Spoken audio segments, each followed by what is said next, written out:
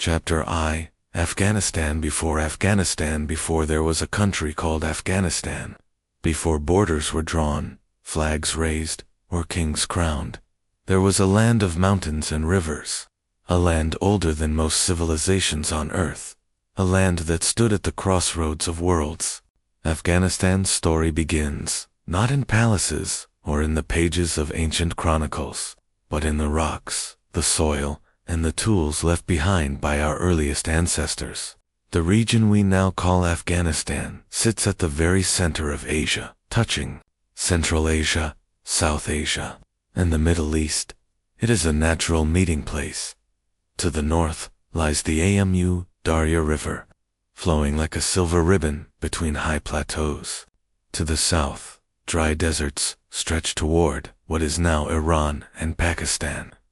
To the east, mountain passes lead into the Indian subcontinent, and to the west, fertile valleys open into the heart of ancient Persia.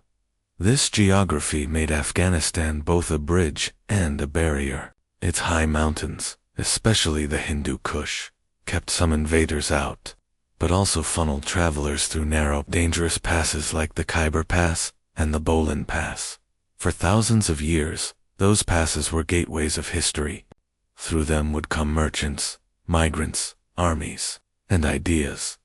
Long before any empire claimed this territory, nature shaped it.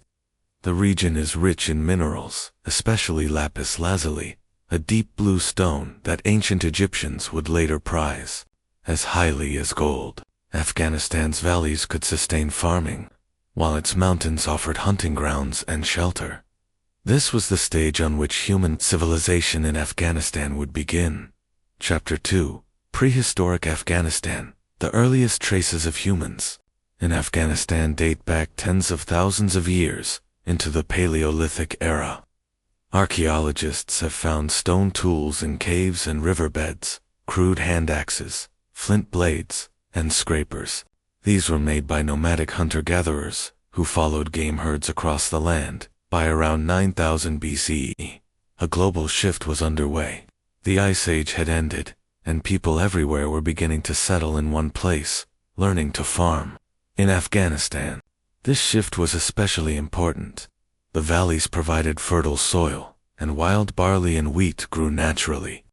Early farmers began domesticating goats and sheep, planting crops, and building permanent homes. One of the most important early sites is Mundigak, near modern-day Kandahar. By around 3000 BCE, Mundigak was already a thriving settlement with mud brick, houses, grain storage, and even a central building that may have been a temple or palace. The layout suggests urban planning, streets arranged in a grid, houses organized into districts.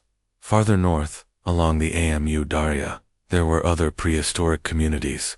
But perhaps the most fascinating is Shortagai, a site that was a satellite trading post of the Indus Valley civilization. This means that as early as 2000 BCE, the people of Afghanistan were connected to one of the world's great Bronze Age civilizations. Chapter 3. The Indus Connection. The Indus Valley civilization, centered in present-day Pakistan and Northwest India, is famous for its well-planned cities, like Mohenjo-Daro and Harappa, but its influence reached deep into Afghanistan. Shur, Tugai, located in the far north, near the Amu Darya, is proof of that. Archaeologists have found Indo-style weights, seals, and pottery there, identical to those in cities hundreds of miles away. This was not an isolated village, it was part of a vast economic network. Why would the Indus people come so far north? The answer lies in trade. Afghanistan was the source of lapis lazuli, mined in the mountains of Bactria. This vivid blue stone was in high demand in Mesopotamia and Egypt for jewelry, ornaments, and even ground into powder for cosmetics and paint.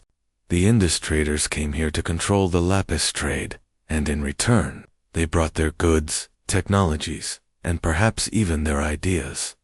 Chapter 4. Afghanistan and Mesopotamia. While the Indus influence came from the southeast, from the west came the great cities of Mesopotamia, Sumer Akkad, Babylon.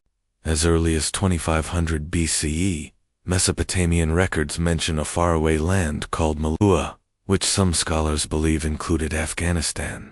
Lapis lazuli from Badakhshan has been found in the tombs of Sumerian kings. Caravans traveled across Iran, through the Helmand River Valley, carrying textiles, metals, and precious stones. Afghanistan's position in the middle made it a crossroads of commerce, and also a place where cultures mixed. Chapter 5. Indo-Iranian migrations. c. 2000 BCE, around 2000 BC. A new wave of people arrived the Indo. These were nomadic pastoralists from the Central Asian steppes, skilled horsemen and herders of cattle, sheep, and horses. They spoke an early form of the Indo-Iranian languages, ancestors of Persian, Pashto, and many Indian tongues. The Indo brought with them new religious ideas, worshipping sky gods, fire, and natural forces. Their rituals involved the sacred drink, hauma or soma, in Sanskrit, and offerings to deities like Mithra. Over time, some of these beliefs would evolve into Zoroastrianism, one of the world's oldest monotheistic religions. These migrants mixed with the existing population, creating a new cultural blend. In the north, the land became known as Bactria. In the south, Arachosia. These names would appear again and again in ancient history. Chapter 6.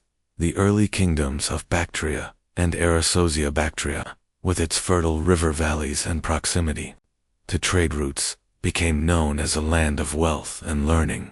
Ancient writers later called it the land of 1,000 cities. It would become a prize for empires, but even in this early period, it was already important. Arachosia, centered around the Helmand River in the south, was equally strategic. Whoever controlled Arachosia could control the flow of goods from Iran to India. Both regions were not unified kingdoms yet, but rather loose networks of towns, tribes, and agricultural communities. Still, they laid the foundation for later states. Chapter 7. Trade and the Proto-Silk Road. Long before the famous Silk Road connected China to Rome, Afghanistan was already part of proto-trade routes. Merchants carried tin from Central Asia to make bronze in Mesopotamia, lapis from Badakhshan, and semi-precious stones from the Pamirs. Afghanistan's geography meant that traders had to pass through narrow valleys and mountain passes, routes that could be dangerous but also profitable for those who controlled them. Local chiefs and early rulers likely taxed caravans, gaining wealth from commerce. Chapter 8. Cultural crossroads. Because of these trade links, Afghanistan became a cultural melting pot even in prehistoric times. From the Indus, it absorbed urban planning techniques and craft styles. From Mesopotamia, it adopted weights and measures, writing systems, and artistic motifs. From the Indo-Iranians, it inherited language, religious customs, and pastoral skills. By 1500 BCE, Afghanistan was not a backwater. It was a thriving intersection of worlds. Its people were farmers, herders, artisans, and traders. They lived in mud brick houses, made pottery, wove cloth, and worked metal. Chapter 9. The legacy of the early period. This prehistoric and early Bronze Age heritage would shape Afghanistan's destiny. Its geography would always make it a crossroads, and also a battlefield. Its mineral wealth would always draw outsiders, and its people, forged in centuries of cultural exchange, would always be diverse and resilient. When the great empires came, the Achaemenids, the Greeks, the Kushans, they were stepping into a land with thousands of years of history already behind it.